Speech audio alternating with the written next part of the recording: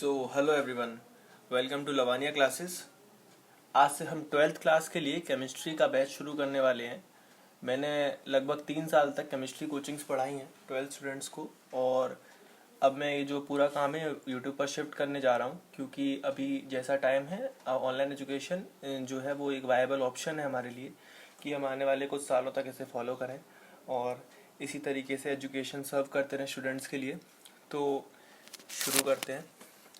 तो पहले हम सॉल्यूशन चैप्टर देखने वाले हैं, सॉलिड स्टेट बाद में पढ़ेंगे। सॉल्यूशन एक मोर इंटरेस्टिंग चैप्टर है। इसके अंदर के जो कॉन्सेप्ट्स हैं वो काफ़ी थॉरोली पढ़ने हैं हमको। सॉल्यूशन में चलते हैं। आपको इसमें एनसीईआरटी का फुल्ली एक्सप्लेनेशन मिलेगा। सॉल्यूशन चैप्टर के अंदर सबसे पहली चीज़ एज यूजुअल हमें सॉल्यूशन ही पढ़ना है। तो एक सॉल्यूशन क्या होता है?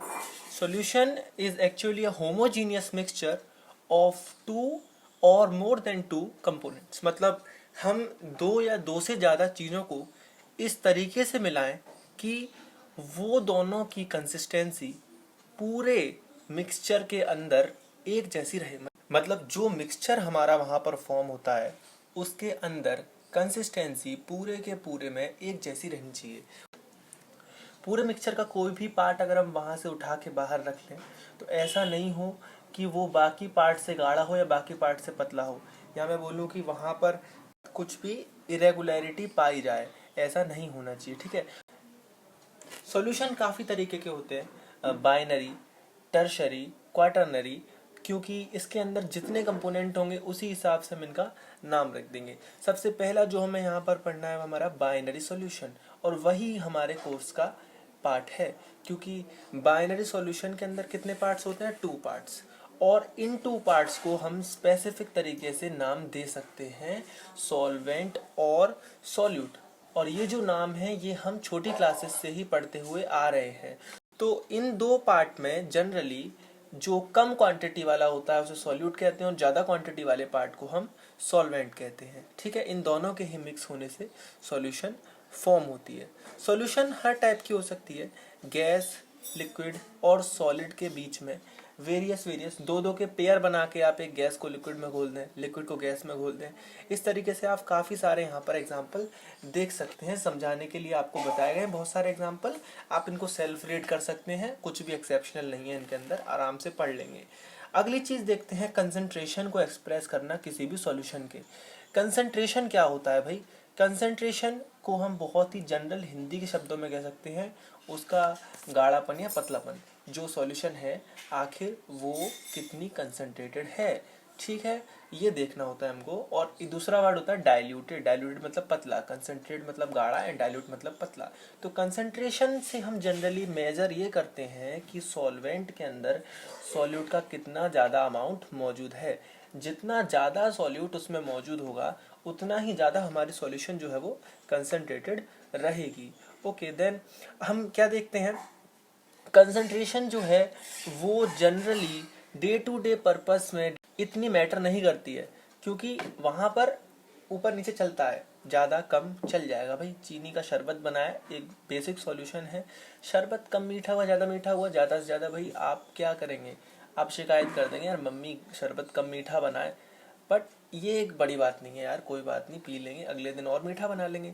लेकिन in case of lab experiment, अगर आप एक लेबोरेटरी में एक्सपेरिमेंट कर रहे हैं, वहाँ पर प्रिसाइज अमाउंट में दोनों चीज़ें मौजूद होनी चाहिए, सॉल्वेंट हो चाहे वो सॉल्यूट हो, दोनों का अमाउंट मेजर्ड होना चाहिए। कंसंट्रेशन सॉल्यूशन की बिल्कुल उतनी ही होनी चाहिए जितना उस एक्सपेरिमेंट में नीड है। तो वहाँ पर हमें सेवरल कंसंट्रेशन टर्म्स की मदद लेनी पड़ेगी ताकि हम ये बता पाएँ कि हमने सॉल्यूशन आखिर बनाई कितनी गाढ़ी है, exactly to the point. Okay, तो इसमें हम काफ़ी टर्म्स पढ़ते हैं। जैसे पहला टर्म हमने पढ़ा मास परसेंटेज।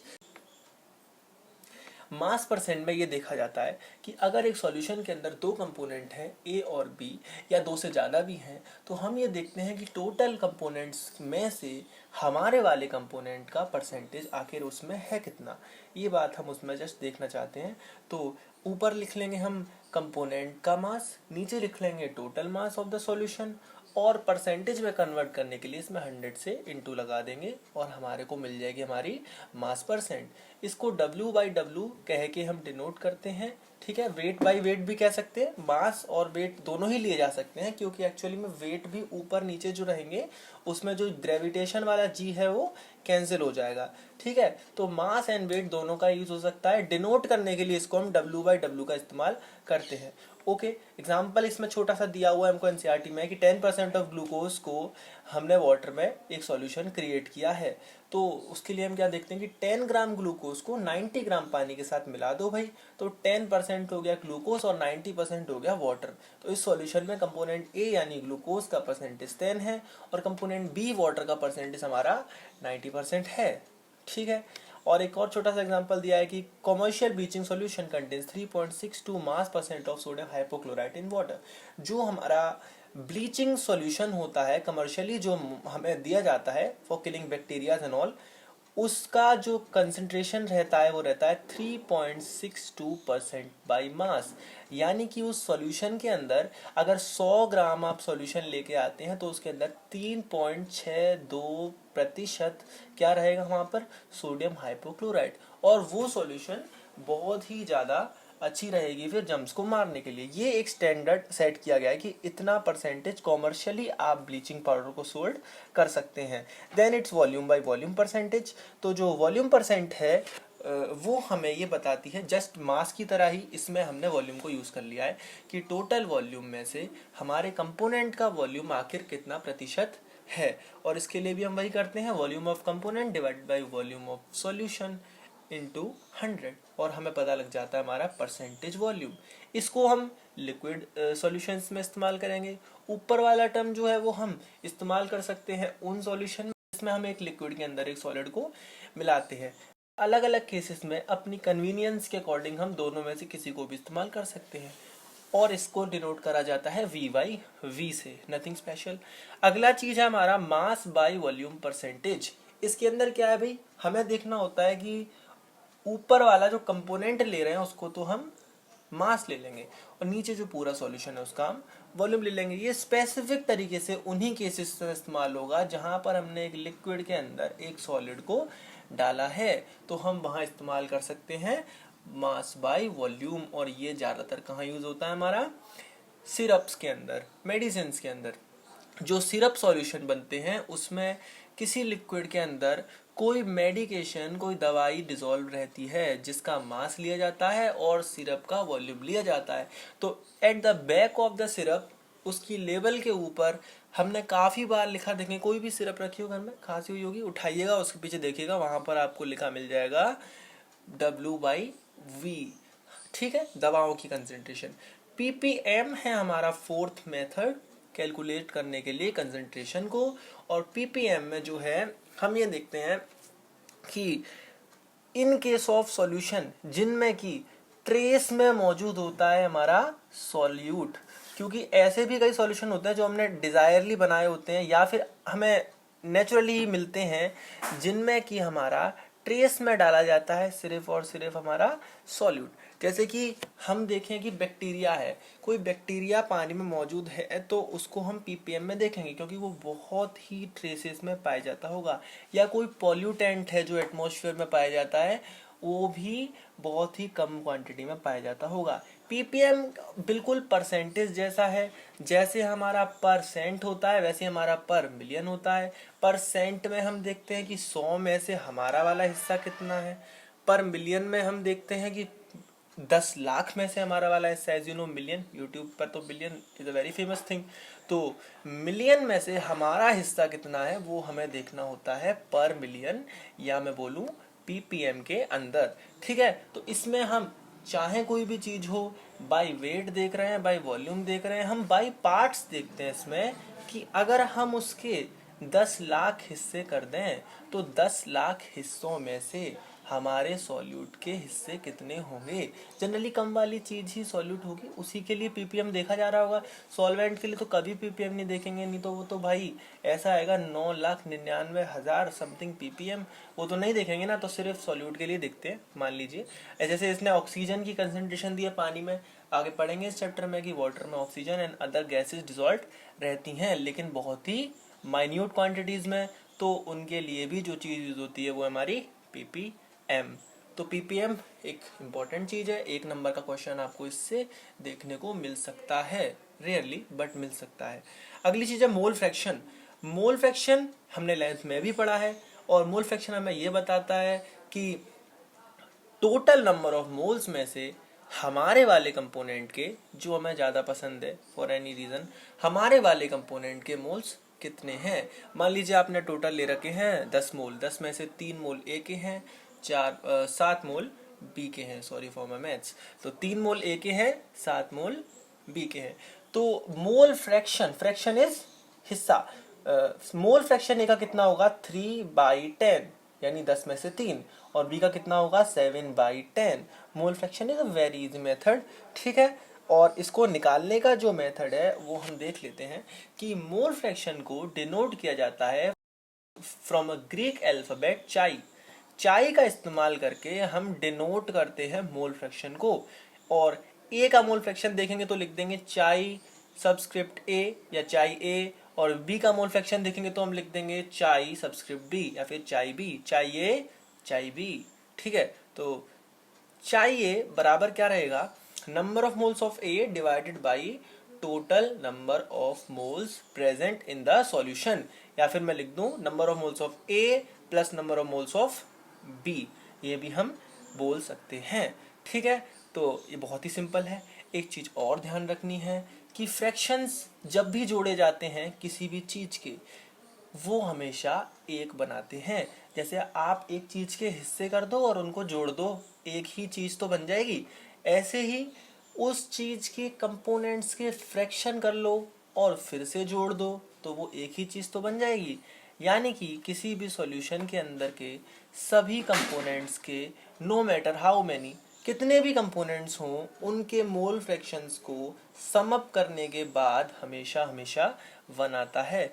चाहे 1 प्लस चाहे 2 प्लस चाहे 3 प्लस चाहे 4 एंड सो ऑन, कितने भी हिस्से हों सबके मोल फ्रैक्शन जोड़ डालिए, answer will always be equal to 1।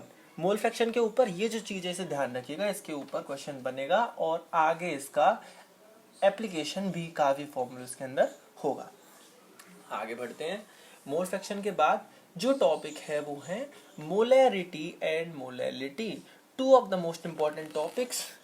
तो मोलैरिटी एंड मोलैरिटी मोर और लेस एक जैसे हैं। ये टर्म्स डिफाइन करे गए हैं लेबोरेटरी के लिए, स्पेसिफिकली फॉर लेबोरेटरी कंसंट्रेशन को डिफाइन करने के लिए। तो मोलैरिटी की डेफिनेशन क्या रहती है, it is equal to the number of moles of solute dissolved in 1 litre of solution. अगर मैं किसी चीज का 1 लीटर, किसी सॉल्यूशन का 1 लीटर उठा के लाया, और अगर मैं जानता हूं कि उस 1 लीटर के अंदर कितने मोल्स मौजूद हैं मेरे सॉल्यूट के, तो वो जो मैं चीज जानता हूं वही होगी उस सॉल्यूशन की मोलैरिटी, ठीक है। तो मोलैरिटी क्या है, number of moles of solute present in 1 litre of the solution, okay. इसके साथ ही कुछ और बातें हैं जो हमें देखनी होती हैं कि जो हमारा मोलैरिटी टर्म है उसके लिए हम जो सिंबल यूज़ करते हैं वो हमारा रहता है कैपिटल M। तो कहीं भी आपको दे रखा होगा कि ये जो सॉल्यूशन है ये 3 कैपिटल M ऐसे करके, तो हम समझ जाएंगे कि उस सॉल्यूशन की मोलैरिटी 3 है, यानी उसके 1 लीटर के अंदर 3 मोल सॉल्यूट डिजॉल्व है, ठीक है। और हम यूँ भी कहते हैं कि it is a 3 molar solution, 4 molar solution. तो मोलर वर्ड भी मोलैरिटी को डिफाइन करता है। साथ में जो इसकी यूनिट है वो हमारी रहती है मोल पर लीटर। अब आ जाते हैं मोलैलिटी। मोलैलिटी के अंदर क्या होता है, ये उसके जैसा ही है, बस इसमें क्या रहता है, अगर मैं मोलैलिटी जानना चाहता हूँ तो ये क्या होता है कि it is the number of moles of solute present in 1 kilogram of the solvent. यानी उस चीज के 1 किलोग्राम अगर मेरे पास है, और अगर मैं जानता हूँ कि उस 1 किलोग्राम के अंदर कितने मोल सॉल्यूट डिसॉल्व है, तो वही चीज क्या होगी, वो जो मोल्स हैं वही क्या होंगे, उसकी मोलैलिटी, ठीक है। तो दोनों ही चीज़ें काफ़ी कंफ्यूजिंग रहती हैं, लेकिन इनके फॉर्मूलेज भी सिंपल है, जो जो डेफिनेशन है वही इसका फॉर्मूला है, ठीक है। एक बात ध्यान रखिएगा, मोलैलिटी के अंदर क्या आता है हमारा सॉल्वेंट का मास, और मोलैरिटी के अंदर क्या आता है हमारा, सॉल्यूशन का वॉल्यूम। तो एक इकलौती ऐसी चीज है मोलैलिटी जो कि सॉल्वेंट कंटेन करती है सॉल्यूशन की जगह, ठीक है। इन मोलैरिटी की तरह ही मोलैलिटी को भी जो डिनोट किया जाता है वो स्मॉल एम सिंबल से किया जाता है। वहाँ कैपिटल एम था, यहाँ स्मॉल एम, तो थोड़ा सा ही अंतर है। अगर स्मॉल एम देखे तो समझ जाना ये सॉल्यूशन की मोलैलिटी बताना चाह रहा है, बहुत ज़रूरी है। साथ में जो इसका यूनिट रहता है वो रहता है मोल पर किलोग्राम, क्योंकि इसमें नीचे मास आता है। ओके, दोनों में से मोर एक्यूरेट टर्म क्या है हमारा, दोनों में से जो टर्म मोर एक्यूरेट है वो है molality, because molality depends on mass, and mass एक ऐसी चीज है जो एक्सटर्नल फैक्टर्स के प्रभाव में वेरी नहीं करता है। टेम्परेचर हुआ, प्रेशर हुआ, विंड स्पीड हुई, इन सब के अकॉर्डिंग, ह्यूमिडिटी हुई, इन सब के अकॉर्डिंग वो कभी भी वेरी नहीं करेगा। It is universally constant. लेकिन वॉल्यूम एक ऐसी चीज है जो कि वेरी कर जाएगी। पूरे लेक्चर के अंदर हम कोई भी ऐसी चीज नहीं बताएंगे जो आउट ऑफ एनसीईआरटी हो, उसके लिए एक सेपरेट वीडियो बनेगी। ये वीडियो प्योरली एनसीईआरटी बेसिक्स को फर्निश कराने के लिए है, नथिंग एल्स, ठीक है। तो इसके बाद हम देखते हैं दोनों को आखिर याद कैसे रखना है। तो दोनों के अंदर एक बेसिक डिफरेंस अपने मन में बना लीजिए, जो कि ये है कि मोलैरिटी के अंदर आर आता है और मोलैलिटी के अंदर एल आता है। तो एक तरीके से L stands for litre volume, ठीक है, लेकिन जो मोलैलिटी है उसमें एल तो आ रहा है पर उसमें वॉल्यूम नहीं आ रहा। यानी लीटर, फॉर्मूले में लीटर कभी नहीं आएगा, नाम में लीटर आएगा। लीटर कहाँ आएगा, मोलैरिटी के अंदर। यानी मोलैरिटी के नाम में तो एल नहीं है, लेकिन उसके फॉर्मूले में एल या लीटर जरूर है। तो कभी भी आपको ध्यान नहीं आ रहा हो, आप मोलैरिटी कैसे लिखेंगे, रिटी मतलब एल नहीं है, यानी उसके फॉर्मूले में एल आ जाएगा। यानी दोनों ही फॉर्मूले में एक जगह तो एल आपका मौजूद रहेगा, एल फॉर लीटर वहां पर मौजूद रहेगा, चाहे उसके नाम में मौजूद रहे, चाहे वो उसके फॉर्मूले में मौजूद रहे। तो it's a trick to remember the basic difference between molarity and molality. Concentration terms जो थे हमने पढ़ लिए, क्वेश्चन इनके लिए बाद में देख लेंगे। Moving on to the next topic जो है सॉल्युबिलिटी। सॉल्युबिलिटी आखिर क्या है, तो सॉल्युबिलिटी टर्म को समझ लेते हैं। Maximum amount of solute that can be dissolved in the solvent at the given conditions। यानी कि आपने किसी लिक्विड में सॉल्यूट को घोलना शुरू किया और घोलते गए, एक पॉइंट ऐसा आएगा जब वो घुलना बंद हो जाएगा। चीनी के केस में भी होता है, हम घोलते जाते हैं और वो किसी पॉइंट पर घुलना बंद हो जाता है। तो वो पॉइंट जिस पर हम और ज़्यादा सॉल्यूट का एडिशन ना कर पाएं, उस पॉइंट पर जितना सॉल्यूट हम उसमें घोल सकते हैं, मतलब जितना मैक्सिमम सॉल्यूट हम उसमें घोल सकते हैं, वही होता है हमारा सॉल्युबिलिटी, ठीक है। सॉल्युबिलिटी एक ऐसी चीज है जो वेरी कर सकती है टेम्परेचर और प्रेशर के साथ। टेम्परेचर और प्रेशर के चेंज होने के साथ साथ सॉल्युबिलिटी भी घटती बढ़ती रहती है। इसीलिए यहाँ पर हम सॉल्युबिलिटी की डेफिनेशन में ये बात अलग से जोड़ देते हैं कि for a specific temperature and pressure in the case of gas के केस में प्रेशर मैटर करेगा, और लिक्विड के केस में, सॉलिड लिक्विड के केस में टेम्परेचर मैटर करेगा, ठीक है। ये चीज और भी बातों पर डिपेंड करती है, ये nature of solute and solvent पर भी डिपेंड करती है, लेकिन हम पहले से ही बात कर रहे हैं किसी एक स्पेसिफिक सॉल्वेंट की सॉल्युबिलिटी को लेकर, ठीक है। तो गाइस वीडियो थोड़ा लंबा हो जाएगा, इसलिए इस वीडियो को यहीं पर ख़त्म करते हैं। पार्ट 2 में हम आगे के कॉन्सेप्ट्स को पढ़ेंगे, चैप्टर को कंटिन्यू करेंगे यहीं से। अभी के लिए अगर आपको वीडियो अच्छा लगा हो तो लाइक कीजिएगा, सब्सक्राइब कीजिएगा और इस वीडियो को अपने फ्रेंड्स तक शेयर कीजिएगा, ताकि वो भी लॉकडाउन में अच्छे से एजुकेशन ले पाएँ। Thanks for watching.